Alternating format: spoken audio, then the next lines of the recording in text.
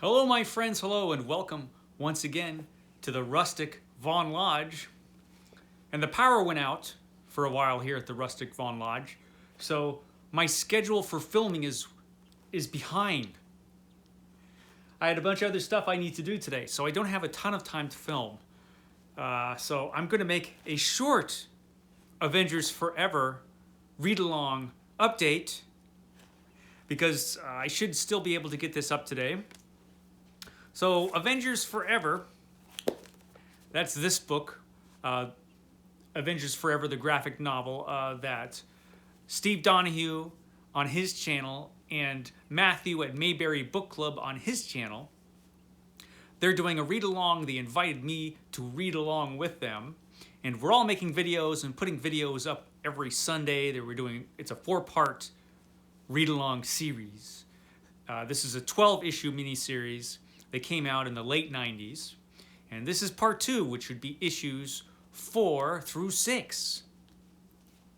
So let's find out what happens to our merry band of Avengers, which have been plucked out of various different times by this guy, Rick Jones. Rick Jones, the former sidekick of Captain America and the former sidekick of the Hulk, and he was like kind of a sidekick of all the Avengers. He was a professional sidekick, Rick Jones. And at some point, he developed superpowers which he could barely control. And he's the target of Immortus, the evil Immortus, master of time, who used to be Kang the Conqueror. And now Kang the Conqueror doesn't like Immortus because he doesn't want to become Immortus in the future. And so they're enemies, even though they're the same person. It's not confusing at all, this series. So anyway, Immortus is out to get Rick Jones because there's one possible future maybe where Rick Jones in the future becomes evil and does a bunch of bad stuff with his superpowers. Maybe, but that's only a possibility. We'll see. Anyway, that could be the reason Immortus is after Rick Jones. Maybe. So Rick Jones has plucked a bunch of Avengers out of the time stream, and all these Avengers get together, and they're all from different times, and so they don't know each other that well. And that's what's happened up to this point. You actually, if you're watching this, you probably watched my last video. I'm figuring out by this point, I should have like 4 viewers of this. But that's fine. So let's get to issue number 4. If I could find it. Okay, this is issue number 4. Our Avengers are flying around in space in this time machine that looks like a sphinx because Immortus used to be a guy who flew this thing and was Ramatut. Was Ramatut his name? Yeah, he used to be Ramatut. I'm pretty sure that was his name. So anyway, while he was Ramatut, he had this time machine. And so Kang, who's also Immortus, gave the Avengers this time machine to use. And so the Avengers are in this time machine protecting Rick Jones. And so the Avengers still don't know what's going on and why Immortus, who used to be Kang, who before that was Ramatut, is trying to get Rick Jones. So they're trying to figure that out. And they notice through their super time machine computer here that there are anomalies in time, in the time stream. And so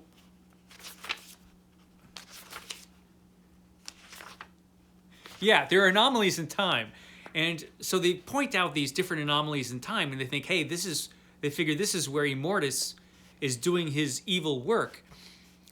When Immortus does his thing, there are anomalies in time. So we got to go and check out these anomalies in time that we found. Maybe then we'll find out why he's trying to kill Rick Jones and is going to cause all this other trouble.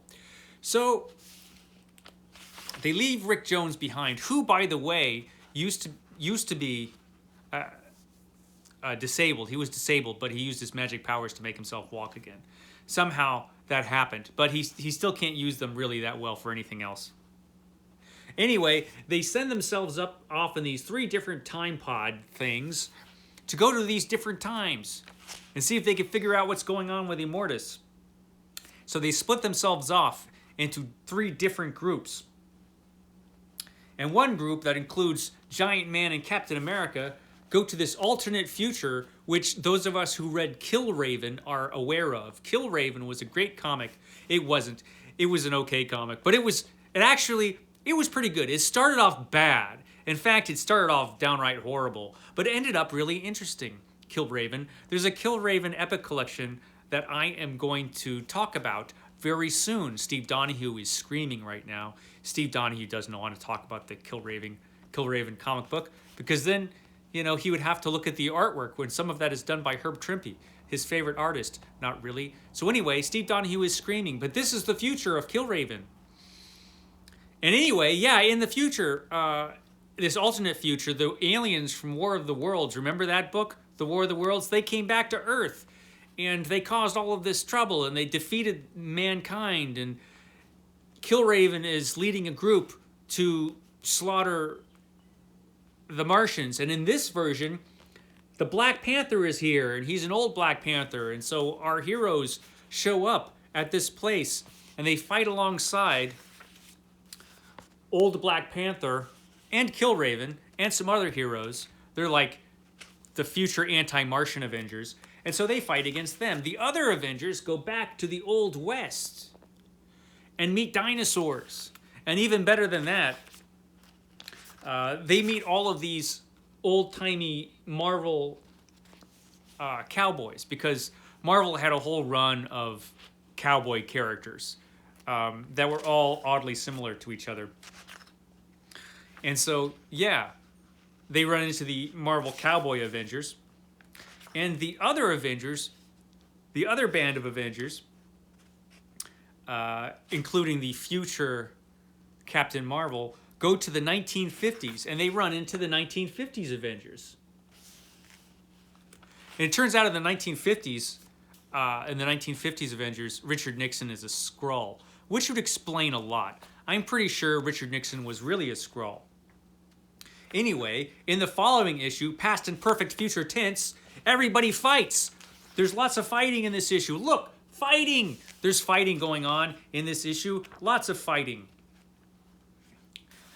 While they're fighting, they discover space phantoms. What? There's more than one space phantom? Space Phantom was a villain from the old-timey first original issues of Avengers. Nobody liked the Space Phantom. He was lame. But he came back. Multiple Space Phantoms, and they're all working for Immortus. What is Immortus up to anyway? Look, there's Richard Nixon. He's really a Skrull. I never trusted that guy. Okay, now we're going to get to issue 6. Look, Captain America is sulking. Captain America is still sulking. Remember, Captain America in this story is the Captain America from the Watergate era, when he was really, you know, bummed out and disillusioned. No wonder Richard Nixon was a Skrull. Anyway, some of our Avengers are going to make it back, but there's some troubling times ahead. Here's Captain America. They're still fighting the Martians. You can't really tell because this artwork is really crowded, but beautiful. Really beautiful artwork. And we go back to our cowboys who are in the middle of fighting Kang the Conqueror, because Kang the Conqueror went back to the Old West and is trying to destroy the 20th century by destroying the 19th century. This is the thing that happened. And our Avengers go back in time, but they can't really alter too much because all of this stuff actually happened in a couple issues of the Avengers. Anyway, eventually, everybody makes it back to their ships after learning nothing. They basically learn nothing at all, except that Immortus is wiping out some of the time streams, because he wiped out the 1950s time stream. And so they're determined to prevent Immortus from doing whatever the heck he's doing. Wasn't that... I couldn't have summed up those issues up better. I think I did a great job. You have no idea what happened. That's okay. I barely know what happened. This is a complex series. But boy, is it fun. And look how great the artwork is. Okay, that's all I have time for today. That was part 2 of my incomprehensible recap of this very confusing Avengers comic book. Catch me next week when I am even more incomprehensible perhaps than I am this week. Okay, guys, I will catch you next time.